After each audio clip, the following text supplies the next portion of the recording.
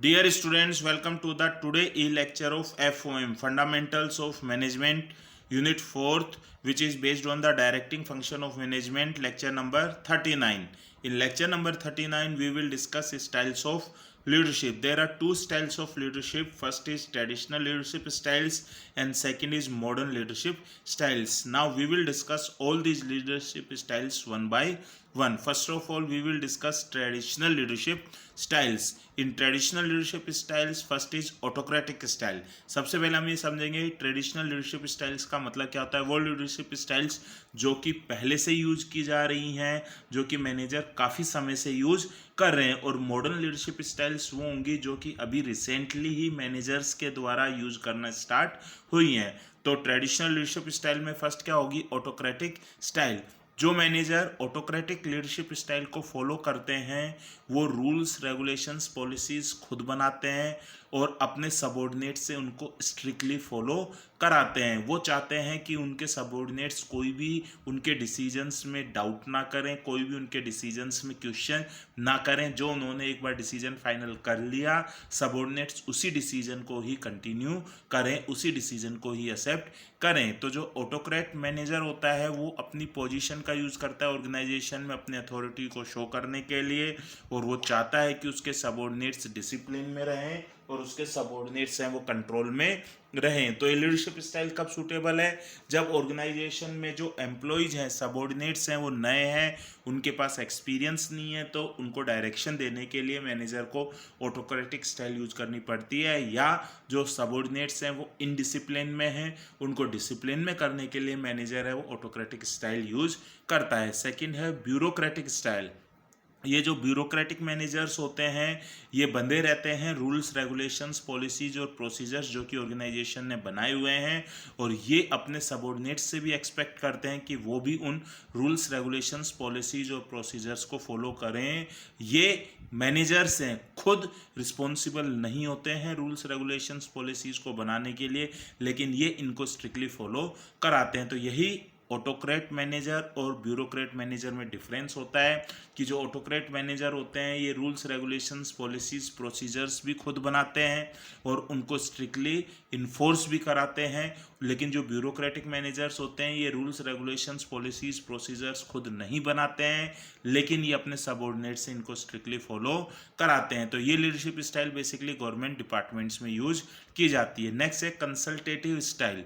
तो जो consultative style manager होते हैं वो अपने सबॉर्डिनेट से डिस्कशन करते हैं, उनके व्यू पॉइंट्स लेते हैं. कोई भी डिसीजन लेने से पहले वो अपने सबॉर्डिनेट से कंसल्ट करेंगे, लेकिन फाइनल डिसीजन वो खुद के जजमेंट के बेस पर ही लेंगे. तो अगर हम कहें कि जो कंसल्टेटिव स्टाइल वाले मैनेजर होते हैं वो फॉलो करते हैं सुनो सबकी करो अपने मन की, यानी कि वो अपने सबॉर्डिनेट्स के सारे व्यू पॉइंट्स लेते हैं लेकिन फाइनल डिसीजन वो खुद के जजमेंट के बेस पर ही लेंगे. तो जो कंसल्टेटिव स्टाइल है लीडरशिप की, इसको पार्टिसिपेटिव स्टाइल भी बोलते हैं या सपोर्टिव लीडरशिप स्टाइल भी बोलते हैं. ये लीडरशिप स्टाइल सूटेबल कब है, जब मैनेजर को डिसीजन लेने की कोई भी जल्दबाजी नहीं है, क्योंकि कंसल्टेटिव स्टाइल में टाइम लगेगा.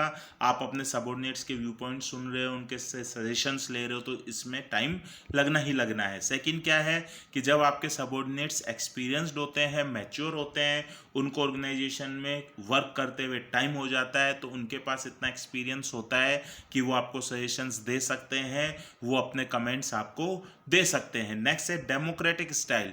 ये भी कंसल्टेटिव लीडरशिप स्टाइल जैसी सिमिलर है, लेकिन डिफरेंस इस चीज़ में है कि जो कंसल्टेटिव लीडर्स होते हैं वो फाइनल डिसीजन खुद के जजमेंट पर ही लेते हैं, लेकिन जो डेमोक्रेटिक स्टाइल वाले मैनेजर्स होते हैं वो final decision majority of votes यानी कि सबॉर्डिनेट्स जिसमें ज़्यादा अपना फेवरिज्म देते हैं, कंसेंसस देते हैं, वो उसी डिसीजन को ही इम्प्लीमेंट करते हैं.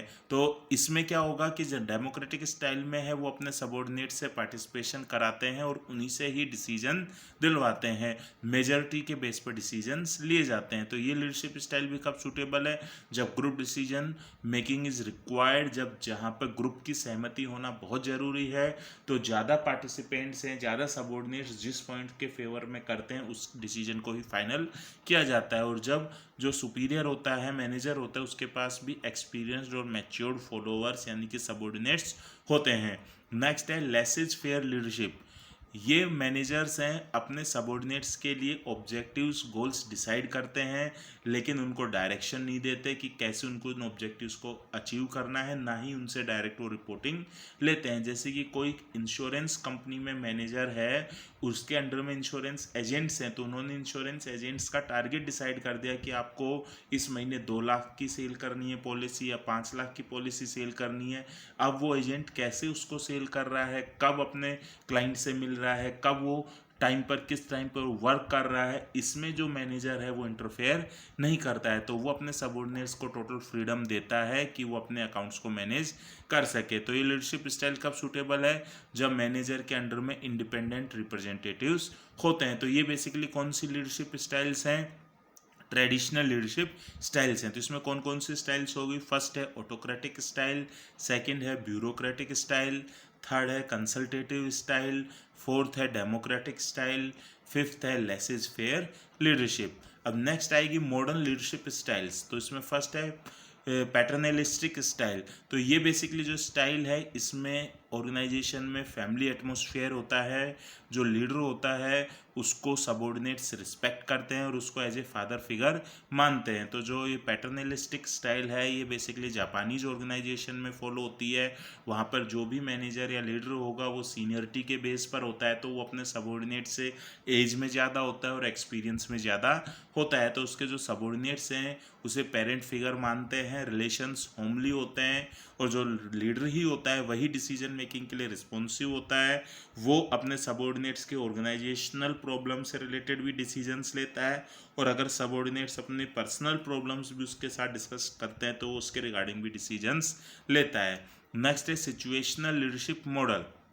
आज की डेट में कोई एक पर्टिकुलर लीडरशिप स्टाइल हमेशा के लिए सूटेबल नहीं है, यानी कि कोई भी मैनेजर हमेशा ऑटोक्रेट बनकर काम नहीं कर सकता, डेमोक्रेट बनकर काम नहीं कर सकता, ब्यूरोक्रेट कर काम नहीं कर सकता, लेसिस फेयर बनकर काम नहीं कर सकता, कंसल्टेटिव बनकर काम नहीं कर सकता। तो जो लीडर है वो कौन सी लीडरशिप स्टाइल यूज करेगा, ये डिपेंड करता है सिचुएशन पर कि सिचुएशन कैसी है। सिचुएशन के अकॉर्डिंग उसे ऑटोक्रेट भी बनना पड़ेगा, ब्यूरोक्रेट भी बनना पड़ेगा, कंसल्टेटिव भी बनना पड़ेगा, डेमोक्रेट भी बनना पड़ेगा। तो ये कौन सी लीडरशिप स्टाइल होगी, सिचुएशनल लीडरशिप स्टाइल। तो इसमें जो लीडरशिप स्टाइल है वो मैनेजर की किसके ऊपर डिपेंड करती है, सिचुएशन।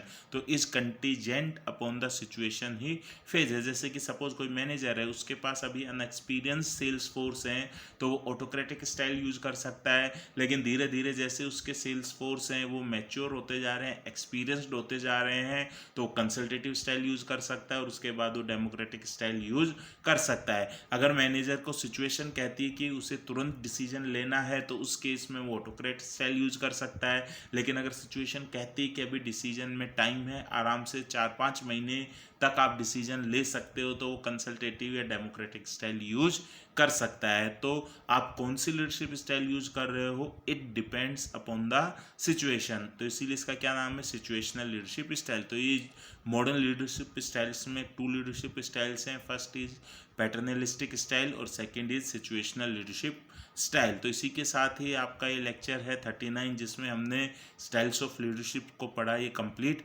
होता है। Thank you very much.